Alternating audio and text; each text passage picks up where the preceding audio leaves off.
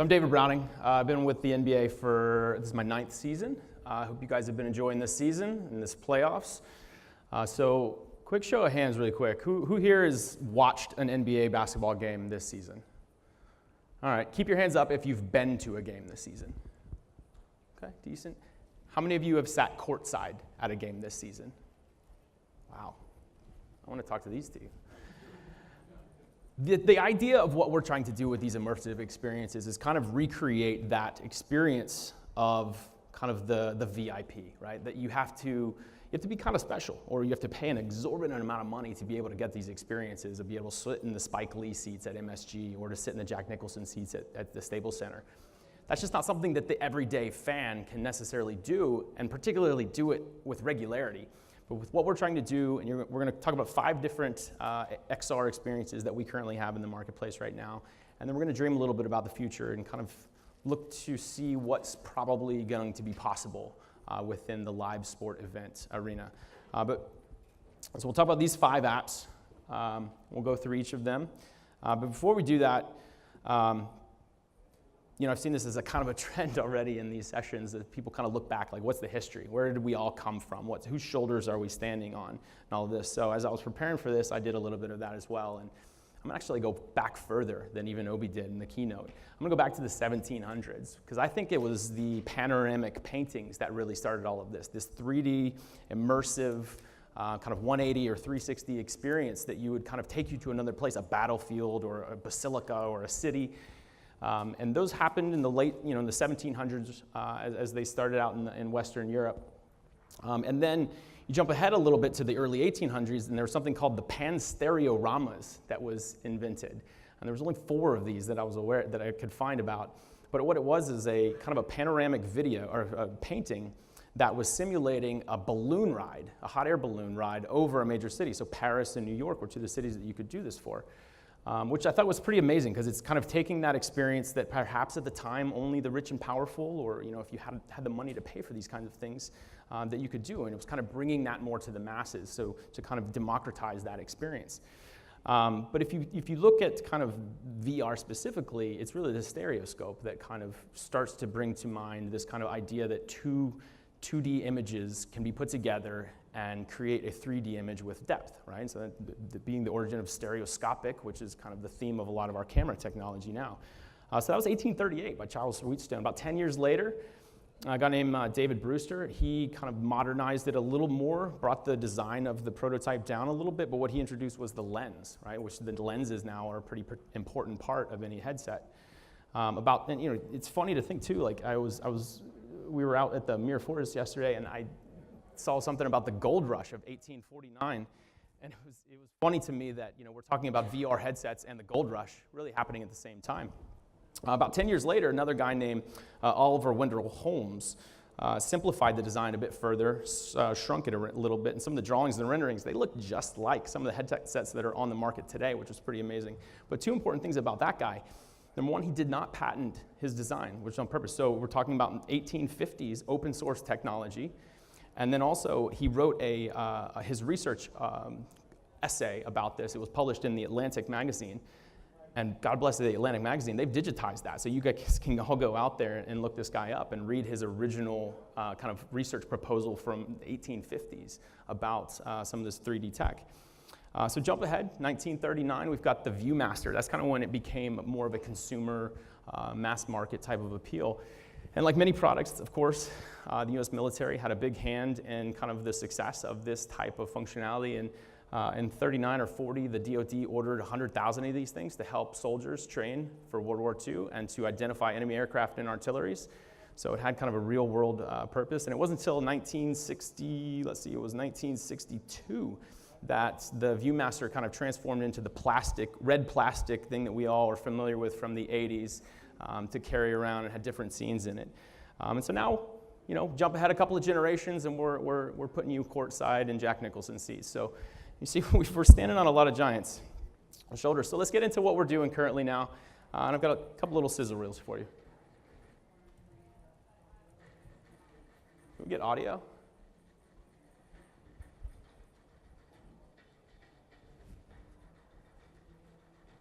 Can we get that audio turned up?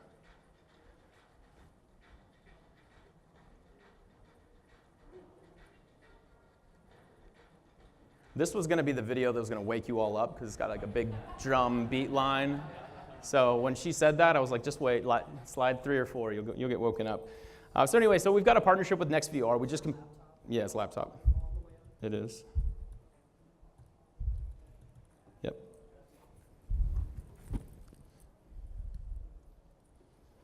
Try it again. Is this the same video? Yeah. No, that's all right. So we've had a partnership with NextVR, great partner of ours. They do 26 live produced games for us. So they roll out a truck, they've got the crew, they've got their own cameras. We've got anywhere between 5 and 8 cameras that we'll set up in the arena during the game. We've got one of the featured channels within their app.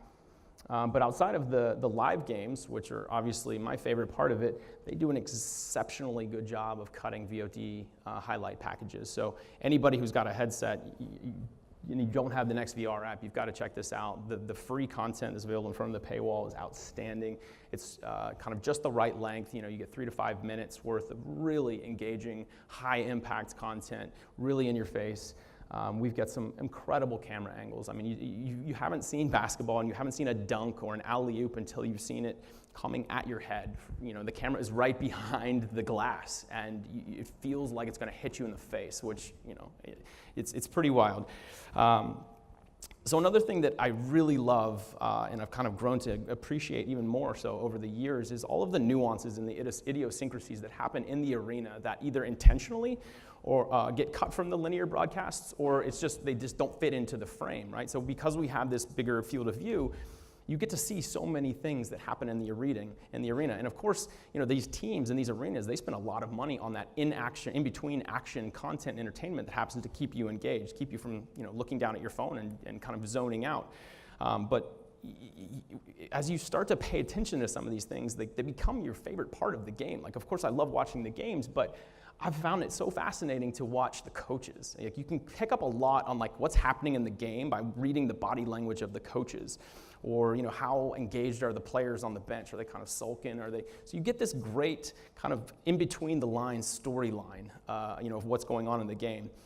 And then there's also just silly, funny things that happen in the arenas. So my favorite is, of course, we do Golden State Warriors games in Oakland a lot, and the towel, the guys that come out and clean the floor after each play, they're so funny in Golden State. I swear they chug a case of Red Bull before each game because they run out and they slide and they're just so animated the way they do it. So kind of the running joke is with them is we call them the towel tornadoes of Golden State.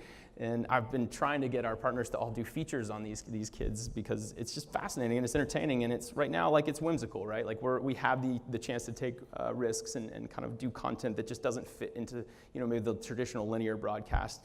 But it's all these little things that happen in the arena that I find so fascinating and so interesting and that I find myself paying attention to while we're watching the games. We also started this year a partnership with Oculus Venues. So we basically do a simulcast of that NextVR production, and it's available for free to users. And I mean, we all know the advantages of Oculus Venues. It's great social viewing. You can kind of jump around to different seats, and you can talk to different people, talk to their avatars. You kind of get the creepy thing of, I can tell you're staring at my avatar right now, but not saying anything. But occasionally you stumble into some really nice, interesting conversations. Especially kind of working in the industry, you hear people asking questions and kind of you may move over there to answer their question, and then you get to talk to somebody and it's like, oh yeah, I work for Oculus, or I work for NextVR, I work for HoloLens. And I just find it an interesting way to kind of continue to network, even though it's not really what I came there to do. I've stumbled into some really fascinating, interesting conversations with people who work in roles at companies that are ancillarily related to it, but never intended on meeting. So it's a fun thing, and something we introduced this year as well is we added the ability, if you went to a single game, you would get your avatar would get a jersey, and that jersey would stay with you throughout the season. It ended up being a pretty popular feature, so you can kind of continue to show your fandom throughout, even if you weren't watching an NBA game. So our third app here is the NBA on TNT VR, and I want to show you a little bit about that. Maybe we'll get audio too.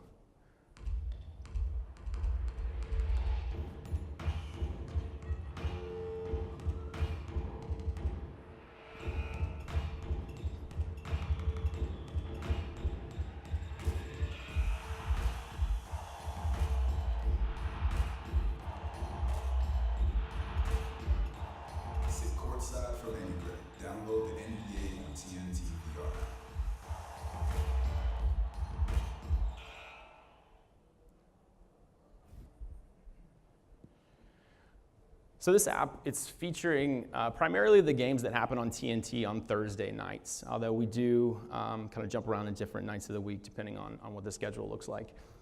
So what you're going to get is like kind of higher quality matchups, usually, especially as the year goes on. It's the teams who are most likely going to be playoff contenders. And these are nationally televised games, so obviously it does require some TV Everywhere authentication to get the live streams. But again, the VOD packages are all available in front of the paywall. And so what you're looking at here is what's known as Studio J. So this is a studio in Atlanta, but this is a 3D rendering of that, and this is kind of our home screen of this app. So in the same place that Shaquille O'Neal and Charles Barkley and Kenny the Jet Smith and Ernie Johnson kind of do their shows, we're taking the fans directly into that studio and allowing them to kind of become the director and pick your content. And then as you get into the game, this is kind of showing you the schedule page. Allows you to jump into the various pieces of content we have or live games.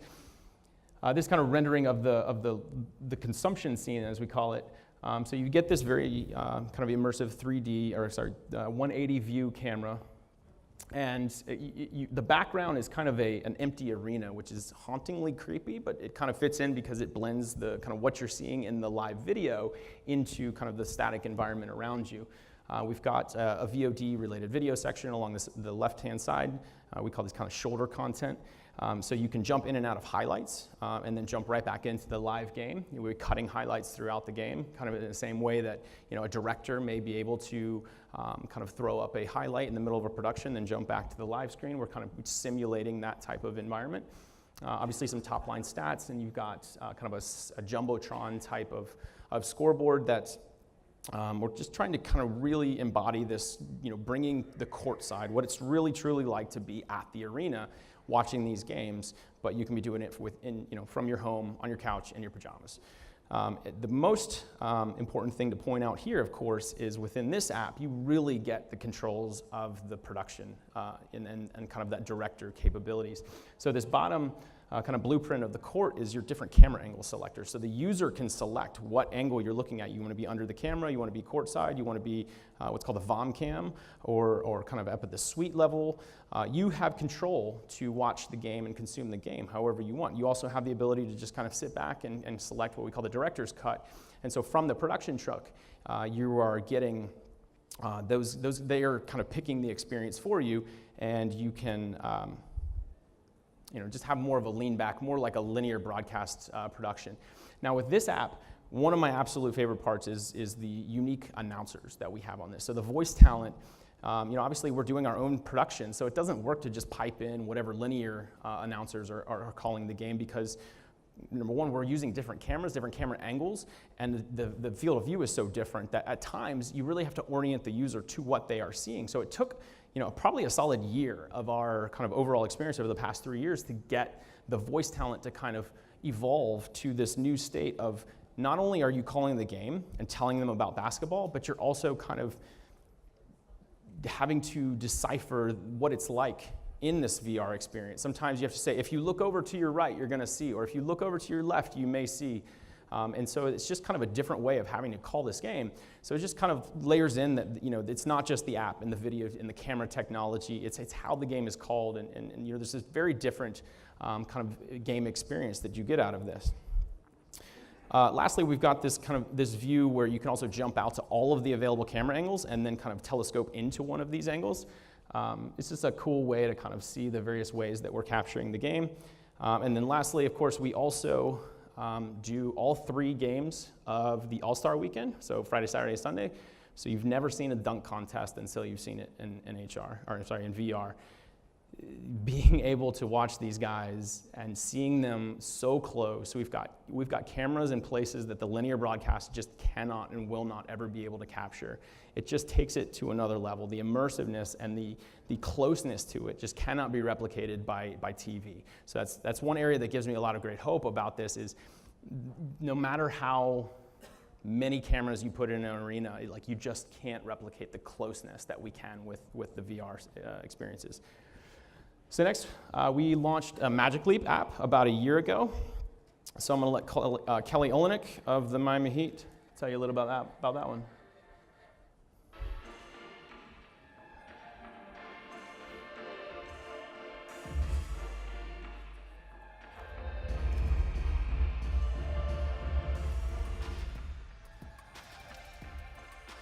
these are all direct screen captures.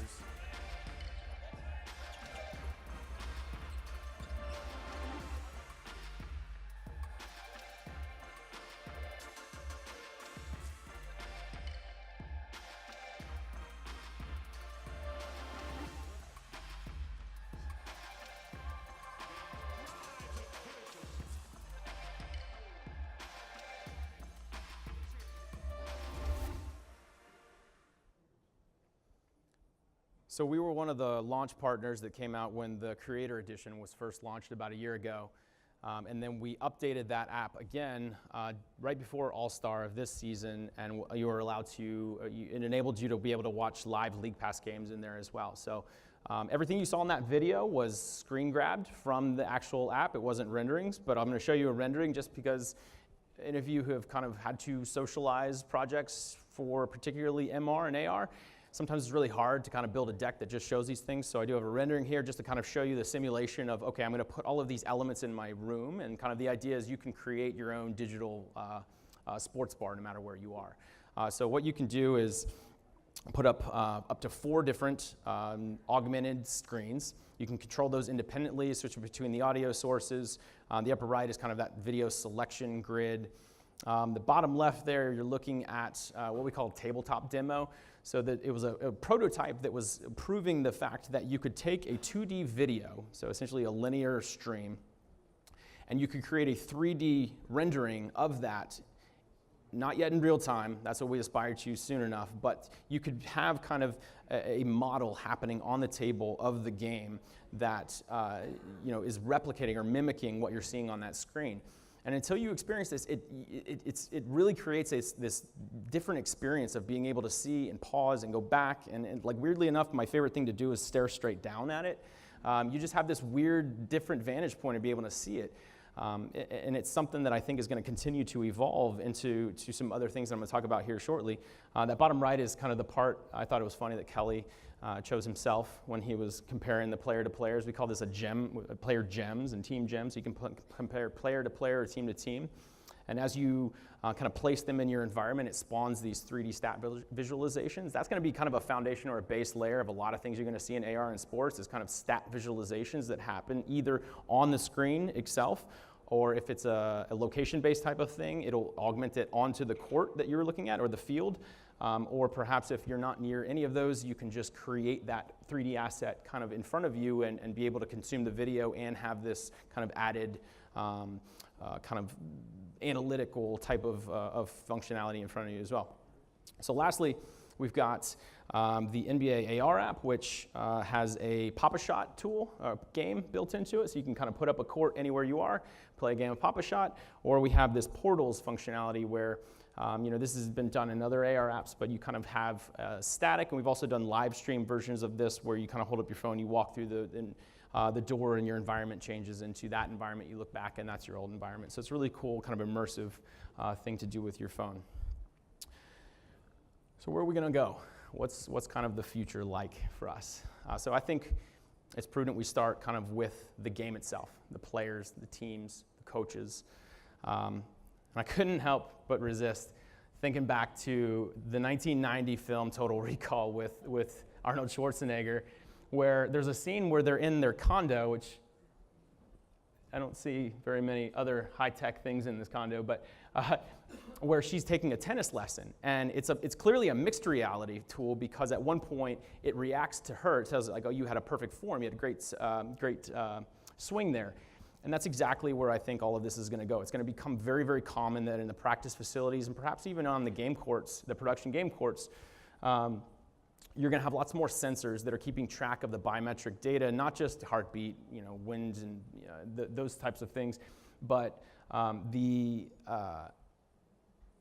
spin of the ball, or the angle of the arm when the shot was taken, the distance from which the defender was when you initiated your shots, and all of these things are going to be spun into far more high-end kind of analytical grades and scores for these players. And you're going to be, we've used the term Moneyball, like it's just going to continue to become a part of the player evaluation process, the coaching process. What about the team doctors, right? If you could start to see trends that Kawhi, we see that, as you're running, your field of motion has been reduced by 5%. And when you do that, you typically start to limp. And when you limp, then you create, tenderness in your knee. So you're going to have kind of predictive medicine that can potentially start to happen for these team doctors that, as fans, we want to see the superstars on the field, on the court. We don't want to see them sitting on the sidelines injured. So can we protect these players and allow them to, hopefully mitigate some injuries? I think that's going to be a very real possibility. And then in practice, you play against, the old schoolyard shirts and skins. Like, what if you could then actually have, holographic or 3D renderings of your opponents? I can only imagine what it's like as a player, as a rookie or somebody like that, being, going up against, a Kevin Durant or a Steph Curry or a LeBron James for the first time. That's got to be a pretty nerving situation. So if you could simulate some of that in practice and kind of take away some of the first-time nerves from that, there's a likelihood that you're going to get an improved performance out of that player. What about referees? They only got 2 eyes. They can stand in one place. Yeah, they go to the place, the monitors along the court to watch replays, but I believe we're going to get to a point where referees will not be on the field of play anymore because the vantage points are just so limited by doing that. They're going to be able, or maybe there's somebody on the court, but the real refereeing happens augmentedly or digitally away from the court because you're going to be able to recreate every single angle imaginable on that court. And we'll talk a little bit more about that in a little bit. Another kind of passion area of mine is that I think there's a massive segment of the population that is being underserved by live sporting events. And it's just because it's sometimes difficult for them to get to it. So elderly and mobilely challenged individuals, the idea of going to, especially a football game, a baseball game, basketball game, where the parking lots are huge, how do you get in the arena, go up all the escalators, go down all these stairs? Yes, there's ramps and there's wheelchair accessible seating, but that's tough, right? I had a family member who about 10 years ago, his health was deteriorating, and he was arguably the biggest Atlanta Braves baseball fan that ever existed. And we knew that, getting him to one more game was just going to be a really important thing for him, and we did it. And it was so challenging. We, from having to get to the parking lot and find somebody who could bring us a golf cart to then getting them in, getting to the seats, and he sat there the whole game. He did not want to leave. His back was killing him. He was deteriorating fast. But this was one of the most important moments towards the end of his life, was being able to get to this Braves game. Well, why do we put them through all of that effort to do that? This immersive head-mounted device technologies can recreate at least as close as we possibly can to that experience. And I think, as we get into the future, we all have, aging population, and relatives. I think the elderly care is going to be a big part, kind of how connected an elderly care facility is going to be a big part of how we evaluate, the general well-being of that population of people. And I think that, these immersive experiences, like forget, getting them to one more game, give the man season tickets, give them something so visceral to kind of sink their teeth into and look forward to and have something, that, gets them excited and have, that they can, do on their own and do, with other people. I think it's going to be an important part of how we care for people going forward, and in continuing to give them rich experiences throughout even the end of their life when, maybe their body has given up on them, but their brain hasn't, and we can continue to cater to that. And kind of in the same note, I think that, this is a no-brainer, but I think that the idea of controllers will continue to fade into the background. Of course, they're probably not going to go away, but again, from Obi's keynote, we need to make computing human again, right? And I think that, this click and button and folder structure is very unhuman, but touching and, kind of talking is a very human type of way of interacting with the world, so why wouldn't we try and recreate that? And I want to challenge us all to think about the ease of use. I know we all do it, but it all becomes kind of an afterthought as we get into a project and we have deadlines and we have budget constraints, but creating ease of use, and particularly around the onboarding. I know we're all, all of us work in the industry. I'm sure we all have a similar experience of giving a demo, and the first thing somebody does when they put it on their headset is, what do I do now? Or that you hand them a controller and they hit the button that exits out of the app. It's just a tough experience. Another thing, so I want us to all just keep that conscious. As we're building things, like ease of use is maybe the most important thing we can do, because if people get put off by the first time, it's maybe tough to get them back, right? Real-time stat and data overlays, I think, is another big thing. We could go real deep about this one, but I'm going to just kind of wrap it up by saying there is a huge opportunity around kind of getting the right information to the right people at the right time and in the right format, and primarily around fantasy gaming and betting, right? So their legislation is starting to evolve to better accommodate the idea that sports and betting is just kind of a natural fit. We're going to be able to create data presentations and data visualizations that make that betting process easy, but also gives you the information to feel confident about that bet, right? So whether it's, maybe using, and 5G is going to have an impact on this as well, as being able to process and kind of distribute that data out to the edge, with great speed, with as minimal latency as possible. There's a big challenge around linking up data feeds with video feeds. As a bettor, you may find out that Steph Curry is a 60% three-point shooter from the right side of the arc, but if you can get him to move 3 feet to his left, he drops 8 percentage points off of his threes. So you as a coach, you as a bettor, you may really value that data. And so if you are in a position to be able to be placing bets or place prop bets, you can be watching out for these things, and through voice and hand gesture navigations, have better opportunities to place those prop bets.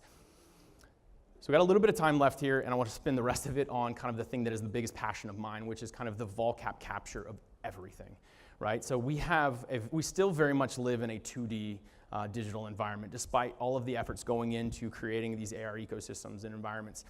But even at the kind of legacy level, I'm having trouble sometimes socializing the idea that we have to be creating these historical archives of 3D assets now, right? So we can never go back and capture Giannis Antetokounmpo as a rookie. If you've seen the progress of this guy, he was really thin and kind of amazingly gifted, talented, but he's probably put on 30, 40 pounds of muscle since he's come into the league just 5 years ago.